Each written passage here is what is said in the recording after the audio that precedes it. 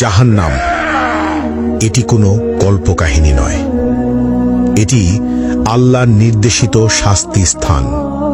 এর আগুন পৃথিবীর আগুনের চেয়ে ৭০ গুণ বেশি উত্তপ্ত। এখানে কোনো শান্তি নেই, কোনো মুক্তি নেই, শুধু চিরস্থায়ী যন্ত্রণা। চলুন দেখা যাক কোন ২০টি পাপ মানুষকে এই ভয়াবহ শাস্তির দিকে নিয়ে যায়।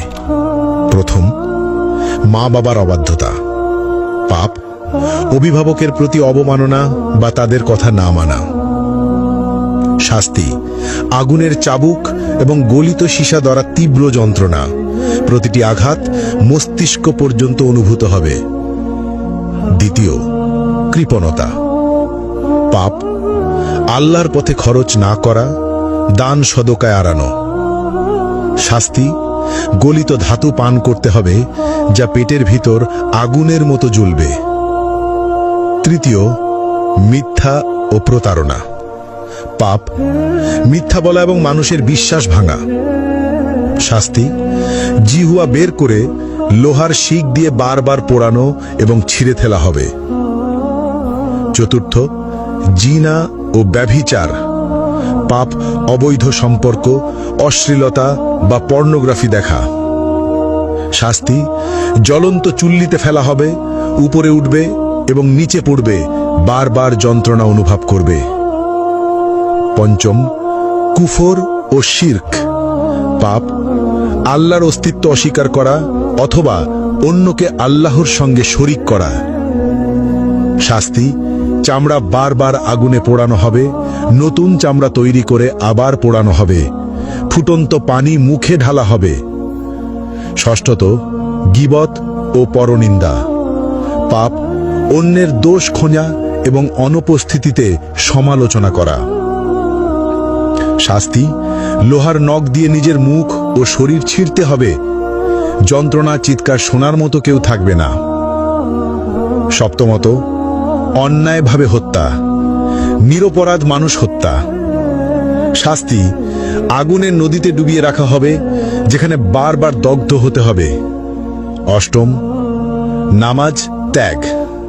পাপ ইসলামের প্রধান স্তম্ভ নামাজ ইচ্ছাকৃতভাবে না পড়া।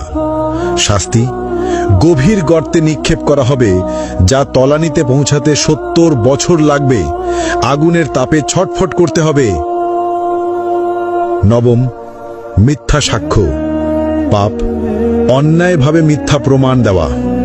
শাস্তি জিহ্বা টেনে লম্বা করে বারবার কাঁচি দিয়ে কেটে ফেলা হবে। দশম, হারাম বস্তু গ্রহণ।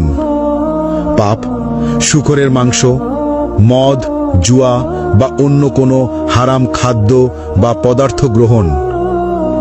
শাস্তি ঠোঁট কাঁচি দিয়ে কেটে ফেলা হবে, জিহ্বা ঝলসে যাবে। একাদশ, সুদ গ্রহণ।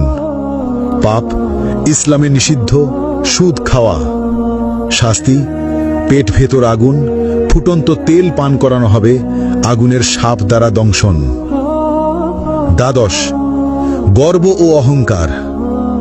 পাপ অহংকার করা, নিজেকে সর্বোচ্চ ভাবা। শাস্তি ক্ষুদ্র পিঁপড়ের মতো করা হবে, আগুনের পাহাড় তাদের উপর দিয়ে চলবে।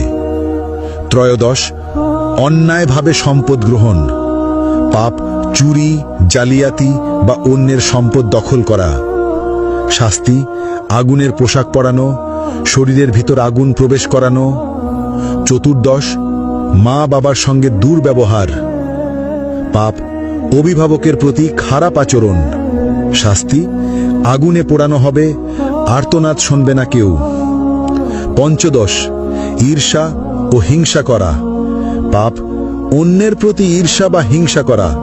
শাস্তি আগুনের লেজে আটকে রাখা হবে, বারবার দগ্ধ হতে হবে। ষষ্ঠত, অসৎ ব্যবসা বা প্রতারণা। পাপ মিথ্যা চালান, প্রতারণা বা অসৎ ব্যবসা করা। শাস্তি আগুনে পোড়ানো হবে, দগ্ধ অবস্থায় বারবার কেটে ফেলা হবে। সপ্তদশ, নেশা বা মাদক ব্যবহার ও প্ররোচনা। পাপ নিজের বা অন্যকে নেশা বা মাদক গ্রহণে প্ররোচিত করা।